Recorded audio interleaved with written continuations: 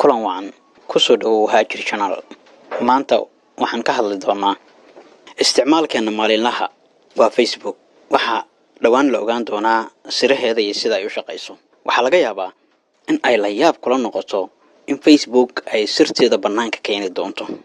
Laakiin dhawaan ayay dhacaysaa midaas sida qorshuhu yahay. Badan cusub oo ay ku qoran tahay su'aasha ku saabsan sababta waxyaabaha aad uga aragtid shaashada telefoonkaada ayaa kugu cadeyn doona tallaabooyinka ay Facebook u qaadayso inay ku soo muuqdaan. Tani waa markii ugu horeysay ee shirkaddan macaamiisheeda u ogolaanayso in ay wax ka ogaadaan macluumaadkeeda sirta ah ee la xiriira shuruucdeeda.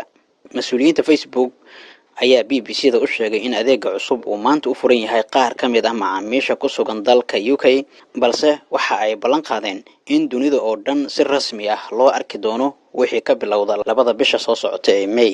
Batoonka lagu ogaanayo sirta Facebook ayaa ka soo bixi doona qaybta bidix ee telefoonkaaga marka aad gudaha ugu jirtid isticmaalka aaladan. Facebook waxay sheegtay in macaamiisheeda ay u soo bandhigi doonto siro ku saabsan habka ay u shaqeyso. Waayo xilligan ma garan kartid sida ay Facebook u shaqeyso, laakiin markan Facebook banaanka ay soo dhigi doontaa sirteeda iyo sida ay u shaqeyso.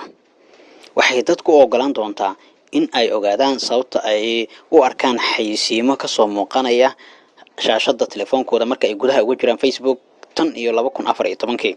Shirkaddan ayaa horey ula kulantay eedeymo fara badan sida in xog la xaday iyo in lagu farageliyay hanaanka doorashooyin ka dhacay dalalka qaarkood.